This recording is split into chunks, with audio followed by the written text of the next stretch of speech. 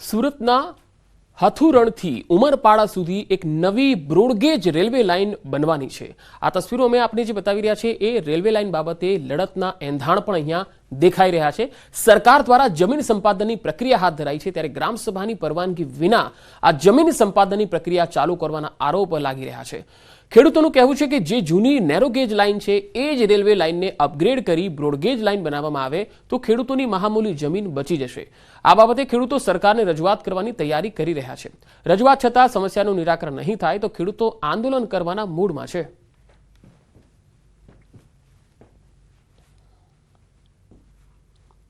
અમદાવાદથી નવસારી સુધીની tower line નાખવામાં આવી રહી છે 765 કેવીની, એટલે ખૂબ મોટું ખેડૂતોને નુકસાન જઈ રહ્યું છે।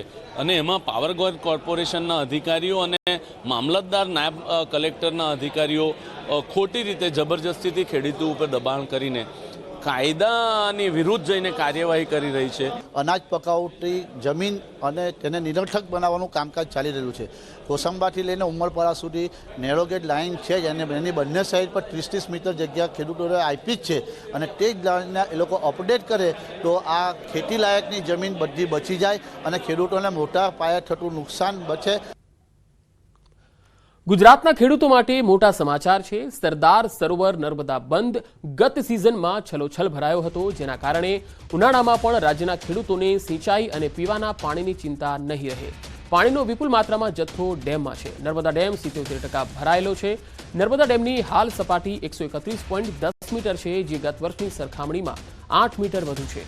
હાલ ઉપરવાસમાંથી 8084 ક્યુસેક પાણી આવી રહ્યું છે, જેની સામે 27,229 ક્યુસેક પાણી ખર્ચાઈ રહ્યું છે। એટલે હવે ચાલુ થતો ઉનાળો આકરો બને એ પહેલા ખેડૂતોની માંગણીને જોતા નર્મદા ડેમમાંથી 20,000 ક્યુસેક પાણી છોડાઈ રહ્યું છે। આ પાણી સૌરાષ્ટ્ર કચ્છ સુધી નર્મદા કેનાલને લિંક તળાવોમાં ઠાલવી ખેડૂતો સુધી પહોંચાડવામાં આવી રહ્યું છે। રાજ્યમાં વીજળીની માંગ પણ વધી છે। રાજ્યને 16%ના નિયમ મુજબ નર્મદા ડેમના બંને પાવર હાઉસ ચાલુ કરી દેવાયા છે। હાલ કેનાલમાં પાણી છોડવાને કારણે CHPH કેનાલ હેડ પાવર હાઉસના 3 ટર્બાઇનો વારાફરતી 96 કલાક ચલાવવામાં આવી રહ્યા છે। ત્યારે હાલ તો આ નર્મદા ડેમમાંથી 20,000 ક્યુસેક પાણી છોડાતા ખેડૂતો માટે એક સારા સમાચાર કહી શકાય। ગુજરાતની જીવાદોરી જે છે એ ગુજરાતની જીવાદોરી સરદાર સરોવર નર્મદા ડેમ ખરેખર આજે સાબિત થવા જઈ રહી છે। હું ન્યૂઝ 18 ગુજરાતી પર તમને એક્સક્લુઝિવ દ્રશ્ય બતાવવા જઈ રહ્યો છે કે જે સરદાર સરોવરના મુખ્ય કેનલ છે, જે મુખ્ય કેનલ જે લગભગ કચ્છ સુધી આ પાણી આપવામાં આવે છે, અને હાલ શિયાળો ધીરે ધીરે વિદાય લઈ રહ્યો છે અને ઉનાળો આકરો બનતો જઈ રહ્યો છે। ત્યારે ઉનાળામાં પણ આજે પીવાનું અને સિંચાઈનું પાણી પૂરું કરવામાં હાલ નર્મદા ડેમ સક્ષમ છે, કારણ કે હાલ પણ ખેડૂતોની માંગને લઈ 20,000 જેટલું ક્યુસેક પાણી જે છે એ આ મુખ્ય કેનલમાં છોડવામાં આવી રહ્યું છે, જે ગુજરાતભરમાં નદી, નાળા અને જે સરોવરો છે જેને ભરવામાં આવશે। એટલે કહી શકાય કે જે સરદાર સરોવર નર્મદા ડેમ છે, નર્મદા ડેમ ગુજરાતની જીવાદોરી છે, અને આજે પણ આ જે જીવાદોરી છે જેની સપાટી ગણવા જોવા જઈએ તો 131.10 મીટર છે। એટલે લગભગ નર્મદા ડેમ 77% આજે પણ ભરાયેલો છે। એટલે આવનારા દિવસોમાં ઉનાળો આકરો બને અને પીવા અને સિંચાઈની પાણીની માંગ ઉઠે તો પણ નર્મદા ડેમ આ પાણી પૂરું પાડવામાં હાલ તો સક્ષમ છે। દીપક પટેલ, ન્યૂઝ 18 ગુજરાતી, નર્મદા। સુરતમાં પાણીની પાઇપલાઇનમાં ભંગાણ સર્જાયું। માંડવીના કરંજ ગામે ભંગાણ સર્જાયું। લાઇનમાં ભંગાણ સર્જાતા લાખો લીટર પાણીનો બગાડ થયો। લાઇનમાં ભંગાણથી 18 ગામોને નહીં મળે પાણી। જ્યાં સુધી લાઇનનું સમારકામ નહીં થાય ત્યાં સુધી પાણી નહીં મળે। તડકેશ્વર, હરિયાલ, વરેથી, પાણેથા, મૂલવણ, શેઠી, કરંજ, છમુસર, ભાતકોલ, કોથવા, પાલોડ અને લીડિયાદ, પીપોદરા અને કન્યાસી, ભમોમ અને બંભોરા આ સહિતના જે ગામો છે તેને પાણી નહીં મળે। કરંજ નજીક વીજ કંપની દ્વારા અંડરગ્રાઉન્ડ કેબલ નાખવાનું કામ ચાલી રહ્યું છે। આ કેબલ નાખવાનું કામ ચાલુ હોવાથી વારંવાર રોડ અને પાણીની લાઇનમાં નુકસાન જાય છે।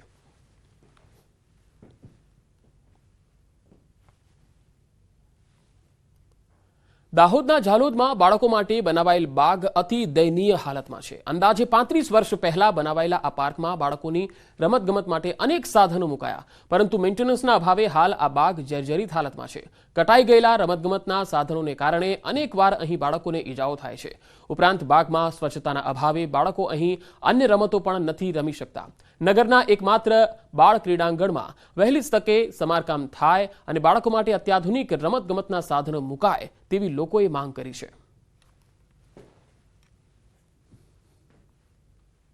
જે લોકોએ બનાવ્યો તેમાં સારું યોગદાન આપેલું અને નગરપાલિકાને સુપ્રત કરવામાં આવ્યું હતું. પણ નગરપાલિકાને છેલ્લા 10 વર્ષથી આ બધી વસ્તુઓ કટાઈ ગયેલી છે, જર્જરિત થઈ ગયેલી છે, બાળકોને વાગે છે. અને તમે આ નજર નાખો, આ દિવાલો બધી જર્જરિત થઈ ગયેલી છે.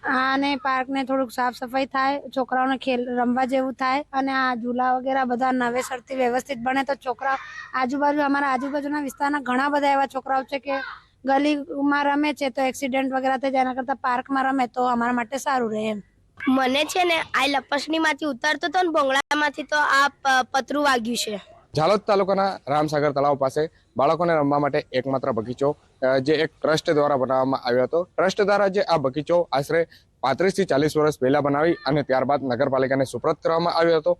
સૌપ્રથમ જ્યારે આ બગીચો બનાવવામાં આવ્યો હતો ત્યારે ઝાલોદ નગરમાં એક ખુશીની લહેર જોવા મળી હતી. નાના નાના ભૂલકાઓ જેઓ કે અહીં બિંદાસપણે રમવા આવતા હતા, કોઈ પણ ડર વિના અહીંયા જે બાળકો છે તે રમવા આવતા હતા. પરંતુ ક્યાંક ને ક્યાંક મેન્ટેનન્સના અભાવના કારણે જે આ બગીચો તે છે અતિ જર્જરિત હાલતમાં જોવા મળી રહ્યો છે. અત્યારે અમે જે આ આપને દ્રશ્ય બતાવી રહ્યા છે, આ જે દ્રશ્ય છે અહીંયા જે એક લપરસણી જેવું ટનલ છે, લપરસણી જેવી ટનલમાં સીડીઓ છે, સીડીઓ બાદ એક પતરું આવે છે. જે પતરું છે તે અતિ ગંભીર હાલતમાં છે. જો આ પતરાના સાઈડમાં કોઈ બાળક ઊભું હોય અને તે બાળકનો પગ લપસે તો તેને જીવ ગુમાવવાનો વારો આવી શકે છે, અથવા તો કોઈ પણ ગંભીર ઈજા પહોંચે તેવું આ પતરું બનવા પામે છે. ત્યારબાદ જે આ રીતનું જે બીજી એક સીડી છે, ત્યાં બીજી સીડી ચડ્યા બાદ જે બાળક ઉપર ઊભું હોય તો તે પણ પતરું એકદમ અતિ દયનીય હાલતમાં બની ગયું છે, અતિ ગંભીર હાલતમાં. જ્યાં એક સાથે કોઈ બાળકોનું ઝુંડ ઊભું હોય અને તો આ પતરું પોતે પોતાનું દમ તોડી અને નીચે પડી જતું હોય છે અને બાળકને પણ ક્યાંક ને ક્યાંક ગંભીર ઈજાઓ પહોંચવા પામી શકે છે. ત્યારબાદ હું આપને આ બતાવીશ કે જે ગમે તે રીતે બાળક ત્યાં ઉપર ચડી ગયું, ત્યારબાદ જો ટનર પર આવે તો ટનરની પણ આ એક દશા જોવા મળી રહી છે. જુઓ, આ જે ટનર છે તેમાં નાના નાના છિદ્ર પડી ગયા છે. નાના નાના છિદ્ર પડવાના કારણે જે બાળકોને ક્યાંક ને ક્યાંક કપાઈ જવાનો અથવા તો ઘસાઈ જવાનો જે ડર રહેવા પામે છે. જે આ ટનરમાં નાના નાના છિદ્ર પડી ગયા છે. ત્યારબાદ અહીંના જે બીજા અન્ય જે રમવાના સાધનો છે તેના પર હું ગૌર કરવા માંગીશ કે જ્યાં ત્યાં સામે જે છે લીપરસણી છે, તે લીપરસણી પર બી અતિ ગંભીર જે નુકસાન થવા પામ્યું છે. જો કે કહી શકાય કે અત્યારે જે કોઈ પણ મેન્ટેનન્સના અભાવના કારણે જે પોતાનો વાલી છે, વાલી પોતાનો વાલ છે એ દીકરો ખોઈ દે અથવા તો તેને અતિ ગંભીર ઈજા પહોંચે તેવી પણ સ્થિતિ બનવા પામી છે. ત્યારે જે તંત્ર છે તે તંત્ર કોઈ હોનારત બનવાનું રાહ જોઈ રહ્યું છે, અથવા તો કોઈ વાલ છે દીકરો જે ખોવાઈ જાય